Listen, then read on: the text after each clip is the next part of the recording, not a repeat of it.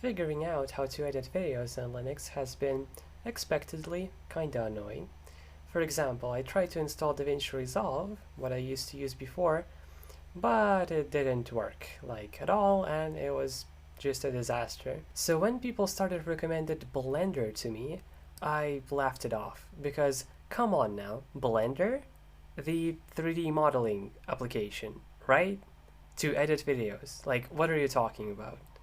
I should be installing a video editor, right?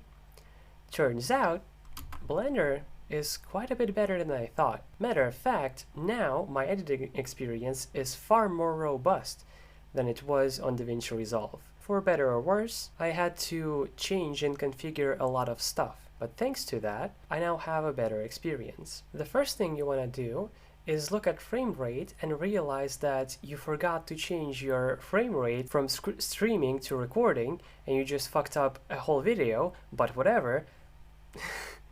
And there are other stuff that you have to take into consideration, but there are other videos on YouTube that explain all of this bullshit. I'm going to be explaining stuff that mattered to me the most. The hotkeys. How do I move? How do I cut? How do I do that and that? First of all, you edit preferences and you get to this window, go to key map, and here you go. There are all of the key maps that are already on Blender, and they're very difficult to remember and sometimes use. They follow no standard, so you can't guess them like you usually would, so you just end up asking ChatGPT every single thing. It was painful, but I realized a few commands that I should make hotkeys for, which is exactly what I did. So in frames, what you want to do is scroll down and see add new. Boom, great. What we have here is screen frame offset. Now this is very useful. It's probably the most useful command that you will have. As you can see, I have a mapping for H and for L to move my header, or I don't know what it's actually called, move it left and right by frame. And what's cool about this command is the fact that you can make multiple mappings to the same command but with a different parameter, or argument in this case. So H and L just move a single frame, but then if we scroll down, we can see that Shift H and Shift L now move by 10. That is not by default, I made it that way. And then with Alt, they move by 30.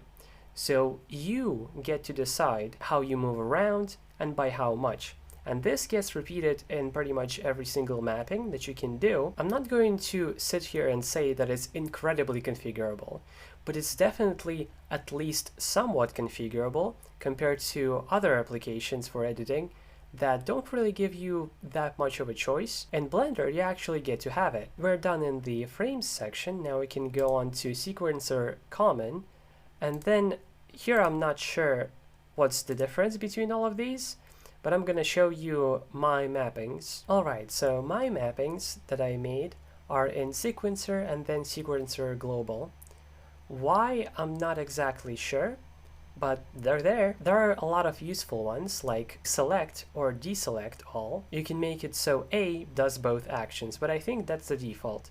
Let me show you the ones that I actually find the most useful, which I will do by showing you an example. So I just recorded a video that I just mentioned. Fuck, it's in 30 fucking FPS, but it shouldn't matter because I mostly just talk there. What do I do first? I move to the correct place where I want to make the cut, and now I'm realizing that actually this is too zoomed out. I want to zoom in, and I have mappings for this. Shift J and Shift K do View 2D zoom in. Now, you might think that to zoom in the video sequencer, it would be a video sequencer command. No, it isn't. How you're supposed to figure that out, I am not sure because it's like explained nowhere. But I found it through, I think, ChatGPT. So it's very useful for this case. So here, as always, you can define how much zoom you want. Cool, now I have my zooming hotkeys. Let's press Shift J to zoom in. And it doesn't work for some reason. Why is that the case? Because my mouse is here and I actually need to move it here to activate this section of Blender to make it work. This is very annoying and I do not have a solution. Just thought you might want to know. Cool, now the header is a bit too much to the left. I would rather it be a bit more to the middle. So what I want to do is scroll without moving my header. And there is also a way to do this. We use View 2D, scroll right and scroll left. And it's just J and K for me. Now, you can also define the delta, so by how much. But it's funny because no matter how much I changed it, it didn't do shit. It didn't change anything. So it doesn't actually matter, I'm pretty sure. Right, so let's press J after moving my mouse to the correct position and finally get to the correct place. Now keep in mind, I'm just explaining how I edit my videos, so I don't know the more complex stuff that you can do on Blender and in other video editors, but what I want to do in every single one of my videos is cut the silence between where I'm speaking and also cut my fuck-ups. And the way I want to do that, to make it the most efficient, is cut at the current place, move that whole entire section to the start, and continue on and on and on. So the first thing I need is to press a hotkey to somehow select everything. Now Blender expects that you're working with multiple videotapes and multiple audio. I don't. I just have two things that I want to be equal, which is why you can do B, lowercase b, and then select. There's probably another way to do this. Basically select both and then you can press Ctrl G to combine both your video and audio. But you know what sucks about this? Once you do that, you cannot see the audio forms. You can only do that if your video and audio are separate via this option when you click on sound. And this sucks, but I found a solution. Now when I press S, I use sequencer select side of frame, side current frame? Once again, how the fuck was I supposed to figure this out? And I don't even remember how I did. But that's how you do it. And now when I press S, it selects both of these clips. And I imagine what happens is it selects all the clips under your header. Cool, now I want to cut. There's actually a built-in hotkey for this, capital K or Shift K, but I wanted to remap it to something else, and that's exactly what I did. Let's look at it. The command is split strips, and I set it to F. What's the difference between soft and hard? I have no clue, but I'm using soft.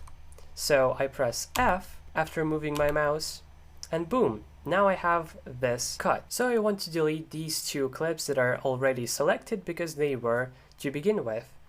By default, you would press X, but I made it so I can press D instead. That is a simple command, sequencer delete or delete strips.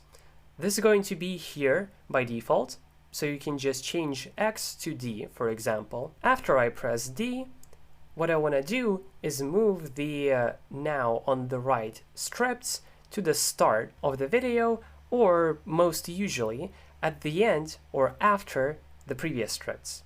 So how I do this is kinda strange, but I guess that's how you do it in Blender.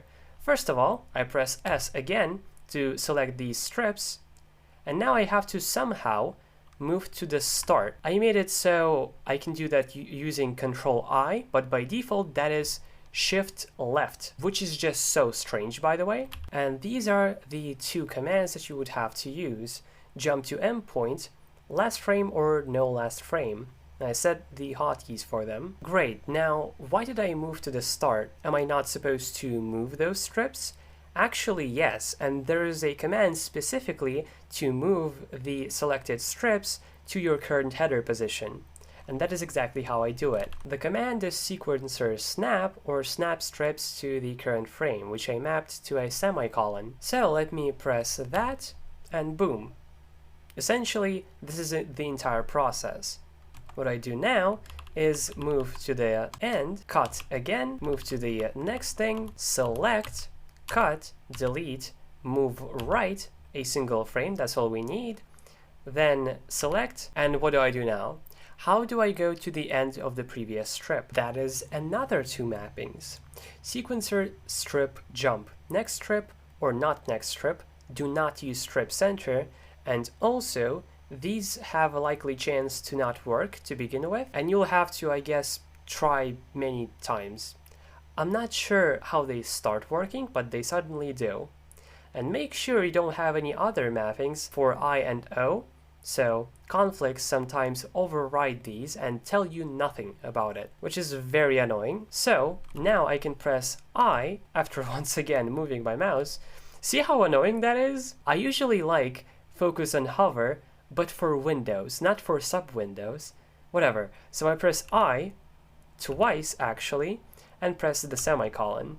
And here you go. That is pretty much the entire process of my editing.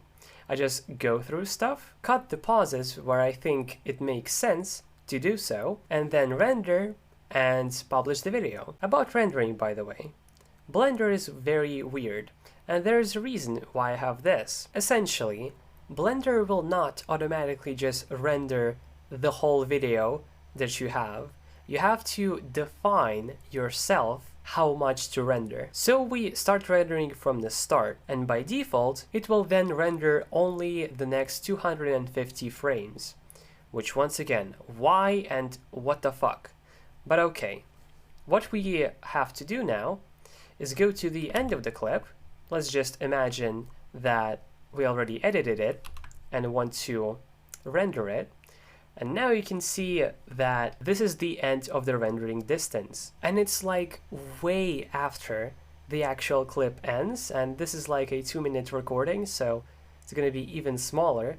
You can see the scroller is way back in the start, and we have a huge render distance. And if we render now, it will render nothing for the next, I think, 4 hours, which is crazy, which is why after you're done editing, you have to go to the end of your strips and somehow define that this is the end of our rendering session.